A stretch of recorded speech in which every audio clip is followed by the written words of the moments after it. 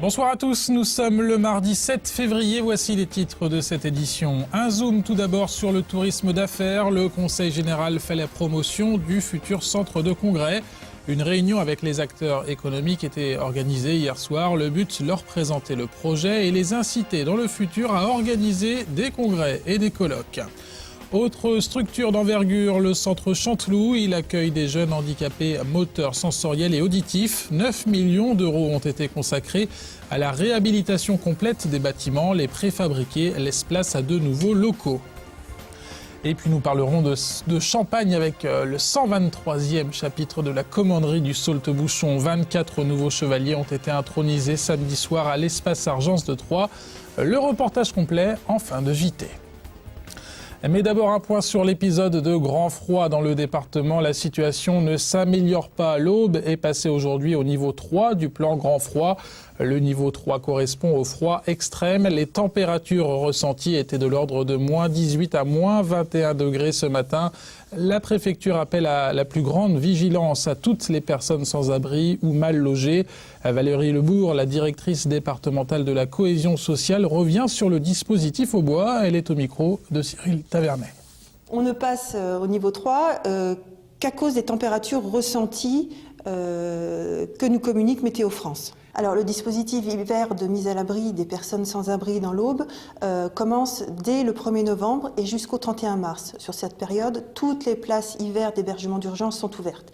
Nous disposons dans l'Aube de 58 places pérennes d'hébergement d'urgence sur toute l'année et nous ouvrons 15 places supplémentaires sur cette période hivernale.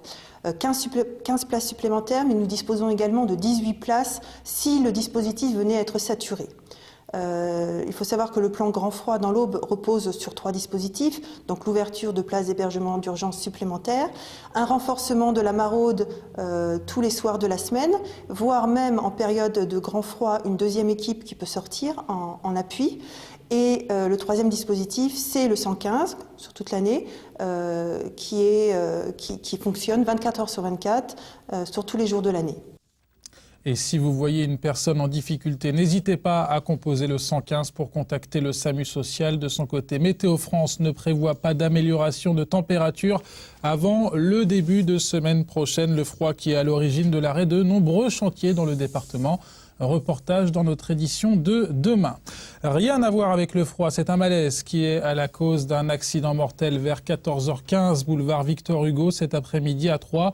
Un aubois de 77 ans, victime d'un malaise cardiaque, a percuté au volant d'autres véhicules sans faire de blessés. Sa voiture a terminé sa course contre un parapet le long de la route. Malgré leur intervention rapide, les secours n'ont pu que constater le décès de l'homme. Le tourisme d'affaires, nouveau moteur économique du département, c'est en tout cas la volonté du Conseil général de l'Aube. Son président Philippe Anneau organisait hier soir une réunion au musée d'art moderne. Le but, faire la promotion du futur centre de congrès qui doit ouvrir fin 2013. Les acteurs économiques du département sont désormais incités à organiser leur colloque dans la cité Tricasse. Le reportage d'Annabelle Millet. C'était une réunion de mobilisation qui s'est tenue hier soir. La mobilisation des acteurs de la vie locale, devenus ambassadeurs d'un outil de développement économique et culturel. C'est en tout cas la volonté du président du Conseil général, car les travaux du futur centre de congrès de l'Aube sont lancés. Le but du jeu, c'était de rassembler toutes les personnes qui, à un moment donné ou un autre, sont susceptibles de pouvoir justement faire cet appel à candidature de manière à drainer vers nous des projets. Après, on sait bien qu'on ne les aura pas tous, mais l'important c'est de faire venir vers nous des projets, des congrès, et surtout de montrer à tout le monde qu'on est acteur de notre destin. Le ton est donné par Philippe Anneau et dans l'Assemblée, quelques questions sur la suffisance du nombre de taxis, les transports des congressistes ou encore la réactivité en ce qui concerne les réservations hôtelières. Parce que c'est évidemment pas facile à l'instant zéro de pouvoir synchroniser tous les services et tout le monde pour que l'offre soit la meilleure possible. Néanmoins, je pense qu'avec la bonne volonté de tout le monde, on peut faire venir des congressistes et faire vivre et faire connaître davantage notre si jolie ville. Le département étroit possède de nombreux atouts culturels et touristiques qui pourraient enchanter les conjoints et les accompagnants des congressistes. Chacun, en tout cas, se plaît à le penser. On a une activité historique avec tous ces trésors que l'on a au niveau de la ville et à l'extérieur. On a ces activités de magasins avec les centres de marque. On a aussi ces activités de tourisme par rapport aux grands lacs, par rapport aux vallées, par rapport au Champagne. Et je crois que cet ensemble donne une clé pour pouvoir réussir effectivement un bon congrès, un bon séminaire localement. Un auditorium modulable de 400 à 800 places, 10 salles d'atelier de 30 à 300 mètres carrés. Le centre de congrès de l'Aube a déjà ses inconditionnels. J'ai dit ouf, il était temps parce que nous, la Massif, ça fait des années qu'on voulait faire nos assemblées régionales à Troyes, dans le département de l'Aube, et on ne trouvait pas de structure importante pour accueillir 300, 400 personnes. À Reims, on y va souvent parce que le dîner de gala se passe dans des caves jacquard. Donc c'est très important parce que tous les samedis soirs, après nos réunions, on fait un dîner de gala dansant entre 300 et 400 personnes et tout le monde aime bien aller à Reims parce que c'est dans les caves jacquard. Et dès 2014, ce sera l'Aube, son terroir, son patrimoine, ses vins de qualité qui pourraient bien obtenir tous les suffrages. Une convention au cas où la ville de Troyes et la Croix-Rouge française de l'Aube ont signé hier une convention relative à l'assistance en cas de risque majeur. La démarche est obligatoire dans le cadre du plan communal de sauvegarde. La Croix-Rouge aidera donc les Troyens en cas d'inondation ou de catastrophe naturelle. L'association devra participer aux opérations de secours, mais aussi et surtout aux missions d'assistance. 300 personnes pourront être mobilisées, 16 véhicules affectés. Un centre d'accueil pourra également recevoir 1000 réfugiés. Jean Lauvergeat est le président de la Croix-Rouge française dans l'Aube. Les moyens matériels existent déjà au niveau de la commune. Notre but, évidemment, est de les compléter, pas nos propres moyens, mais surtout, si vous voulez, c'est un accueil qui est très important. Que les gens puissent parler, puissent être déstressés. Et ça, c'est un rôle que la Croix-Rouge connaît bien. La convention, nous l'avons travaillée tous ensemble. Par conséquent, nos équipes ont déjà travaillé sur le dossier, vont travailler sur les moyens à mettre en œuvre et vont donc parfaitement rôder si, à un moment donné, on avait besoin de se mettre en place, qu'on le souhaite évidemment pas. Mais on sait parfaitement que quand il arrive une catastrophe comme ça, les initiatives qui n'ont pas été préparées à l'avance sont en général malvenues. Et la Croix-Rouge a déjà signé une convention du même type avec la commune de Buchères. D'autres doivent suivre à Saint-Julien-les-Villas et à Romilly-sur-Seine notamment. Le centre Chanteloup fait peau neuve. La structure installée à Sainte-Savine sur un terrain de la ville de Troyes est en train d'achever plus de 2 ans de travaux. Les préfabriqués laissent désormais place à de nouveaux locaux. Une réhabilitation devenue indispensable pour accueillir les jeunes handicapés moteurs, sensoriels et auditifs dans les meilleures conditions possibles.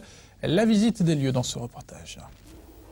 Les premiers coups de pioche de la réhabilitation complète et de la construction de nouveaux bâtiments ont été donnés fin 2009. Le centre Chanteloup s'étale désormais sur 4500 mètres carrés en forme de main. Pour le pouce, nous avons les bureaux administratifs. L'index et le majeur qui sont reliés par un patio sont pour les classes des enfants qui sont accueillis à Chanteloup tous les jours de la semaine. L'annulaire, la salle polyvalente, et nous avons un double auriculaire qui permet d'accueillir les 3 services à domicile. Le centre Chanteloup est un établissement autonome qui accueille à la journée 45 jeunes avec un handicap moteur, visuel ou auditif. À cette scolarité en interne se couple l'accompagnement de 70 jeunes sur leur lieu de vie par des services à domicile.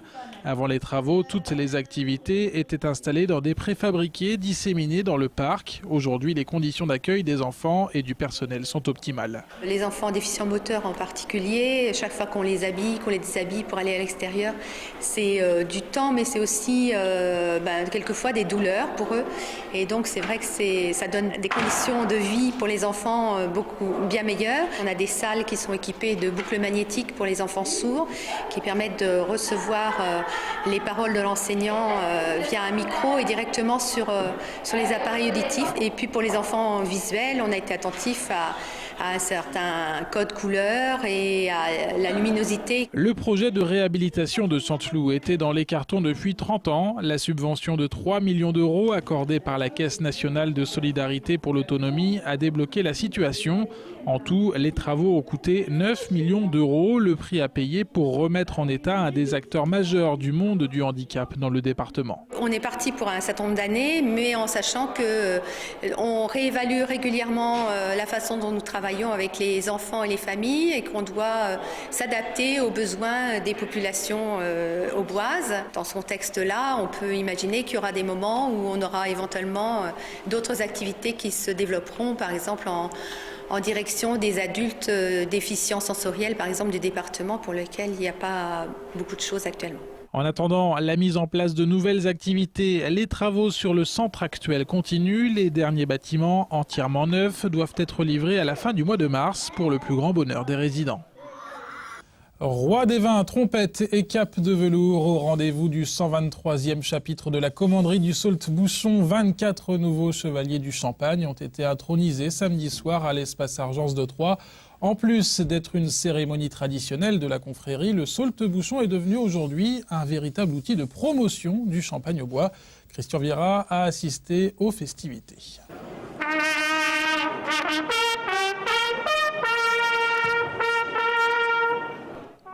Costume aux couleurs de la Champagne, le fousseux, outil des vignerons.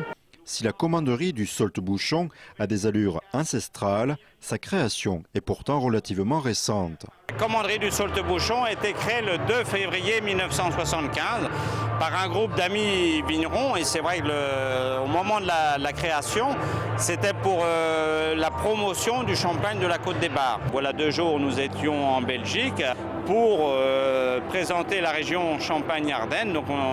Et puis quand on nous demande, nous sommes disponibles. Le Sault-Bouchon intervient partout dans le monde. À l'occasion de ce qui s'appelle un chapitre, il intronise des nouveaux chevaliers. Ce week-end, 24 d'entre eux ont juré de défendre et promouvoir le champagne. Le champagne est le vin des rois, le champagne est le roi des vins.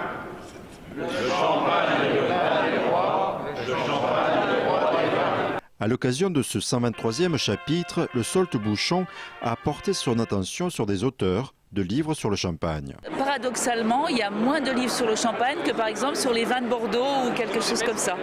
On a l'impression que tout a été dit et en fait je pense que c'est un des vins sur lequel le grand public, je dirais, a encore le plus de choses à apprendre. Son vignoble, de son élaboration, etc. Lui a porté un regard scientifique sur la bulle de champagne. Microscope et photos à haute cadence lui ont permis de mettre en équation mathématique le trajet d'une bulle de champagne. Ah oui, ça se met en équation, donc une bulle qui remonte, il y a des lois physiques qui gèrent ça, son frottement, comment elle va à l'encontre du liquide, comment elle grossit, tout ça, ça se met en équation. C'est une partie de mon métier. Ouais, je suis prof de physique à la fac, j'attache énormément d'importance à décliner ça pour le grand public avec des livres, des choses comme ça. Son livre a été tiré à 5000 exemplaires, une action de plus pour promouvoir le champagne, dont les ventes l'éloignent de la crise. 2011, on fera à peu près 325 millions de bouteilles, ce qui représentera la 3e plus grosse année en sortie, après 1999, 2007 et 2011. Comme chaque premier week-end de février, le Sault-Bouchon s'apprête pour 2013 à récompenser tous ceux qui ont permis ce succès. Voilà, c'est sur ces bulles que nous refermons cette édition. Merci de votre attention. Tout de suite, la météo toujours glaciale dans l'Aube. L'info du jour, c'est donc que le département a été placé au niveau 3 du plan grand froid. Demain, ce sera Mathieu Mercier à la présentation du JT. Très belle soirée à tous, à très bientôt.